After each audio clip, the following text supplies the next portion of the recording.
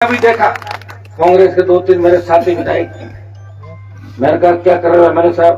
बोले साहब कर लो कहीं ठंड है दूर जय वडिया जयपुर दिल्ली सोत्या। मैं क्यों कि आपनो राष्ट्र है कौन? तो राज तो 5 साल कौन है वहां जनता वोट छोड़ दिया था, रहो जनता के बीच में तो रहो।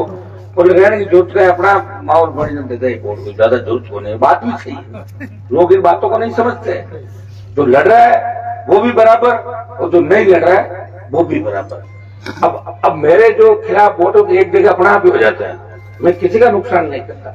आप मुझे बताओ 15 साल के अंदर कोई व्यक्ति ये कहते कि हनुमान जी ने हमें सोतेरा व्यवहार हमारे साथ किया, इस इलाके में बिजली, माइनिंग, सड़कें, विकास, हर जाति का ध्यान, हर धर्म का ध्यान, विधानसभा, लोकसभा, हर वर्ग की आवाज उठाई, देश में किसान कर्ज माफी का आंदोलन अगर लेके चला हो, ये व्यक्ति लेके चला, एमएसपी खरीद की बात करी, तमाम जगह शिक्षा से लेकर आप अधिकारों के लिए आपको लड़ना सिखाया। एक जमाना था जब थाने का हेडक्वार्टर लाता था और लोग परेशान, अब जमाना आ गया कि एसपी आईजी जब चाहे सड़क पे आ जाते हैं। ये किसने लड़ाई सिखाई आपको? इस व्यक्ति ने लड़ाई सिखाई। तो लड़ाई मैंने इसलिए थोड़ी सिखाई कि आप आपस में लड़ने लग जाओ, मैंने इसलिए सिखाई कि मेरा ध्यान रखो, अधिकारों के लिए लड़ो। सरपंच जिनको बनना है वो सरपंच तक का ही ध्यान रखें। एमएलए अगर मजबूत नहीं तो सरपंच को कौन पूछेगा? इसलिए सरपंचों की राजनीति सरपंचों तक, एमएलए का वोट एमएलए का, एमपी का वोट एमपी। सोच समझ के हमें निर्णय करना होगा। एक और बात है, तो उसमें कोई ज्यादा लंबा चौड़ा वोटों का गणित नहीं हुआ। 5000 तो बल्ला ले गया वोट अपने, कितने 4500। और कुछ अपना जो परंपरागत वोट था, कुछ समाज दूसरे समाजों में वोट डालता। इस बार उन समाजों में गलतफहमी दूसरे तरीके की हो गई थी। कुछ जगह टिकट कट गए, कुछ जगह दूसरा हल्ला हुआ।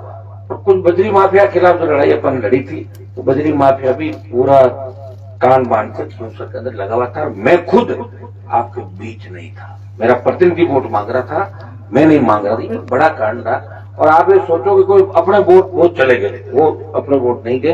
अगर अपने वोट बहुत चले जाते जब तुम हार ही जाता, आप मतलब वोट आए किसके? अपने तो वोट आए ज्यादा। अपने वोट प्लस अपने को चाहने वाले हर कौम के वोट, सर्व समाज के वोट, हर वर्ग ने वोट दिया है।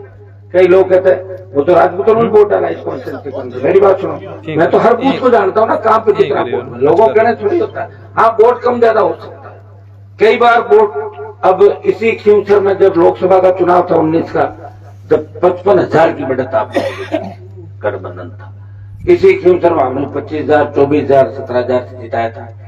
18 में मैं नहीं आया, आप अगर राजस्थान संभालो हम करेंगे, जिता दिया आपने 17,000 से। तब सारे एकजुट हो गए थे, फिर भी आपने किया।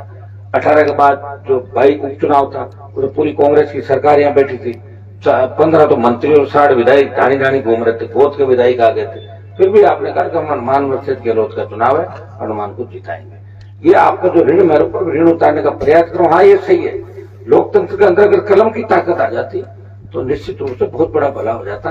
अभी आपको मुझे कहने की आवश्यकता नहीं पड़ती, 15-20 एमएलए भी अगर हमारे आ जाते। और इतना हमने संघर्ष किया इस राजस्थान में, जगह है प्रदेश को। और जब देश के किसानों को आवश्यकता पड़ी, उत्तर भारत में कोई किसान का बेटा मोदी को छोड़ के सड़क पे नहीं है। एकमात्र नागौर का सांसद हनुमान बेनीवाल किसान कौम के लिए सत्ता छोड़ के सड़कों पर आया, अग्निपथ के मामले में आया। पहलवान बेटियां जब परेशान थी, उनको न्याय दिलाने के लिए बाहुबली के खिलाफ वहां पे गया। हमेशा आपने देखा होगा। और साथ साथ में विकास, 2 तरह के नेता होते हैं। एक तो माइक पे भाषण देते हैं, वो विकास नहीं करवाते।